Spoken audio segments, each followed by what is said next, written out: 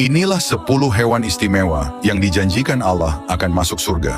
Yang mendengarkan sampai selesai, semoga rezekinya mengalir tanpa henti. First, unta betina Nabi Saleh. 2. Burung hudud, pengantar kabar penting untuk Nabi Sulaiman. 3. Burak, kendaraan agung Rasulullah saat Isra Mi'raj. Keempat, ikan besar yang menyelamatkan Nabi Yunus dalam kegelapan laut. Kelima, semut Nabi Sulaiman. 6. Kambing pengganti Nabi Ismail, hewan yang menjadi simbol pengorbanan. 7. Anak sapi Nabi Ibrahim.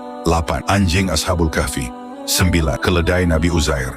10. Sapi betina Bani Israel yang disembelih atas perintah Allah melalui Nabi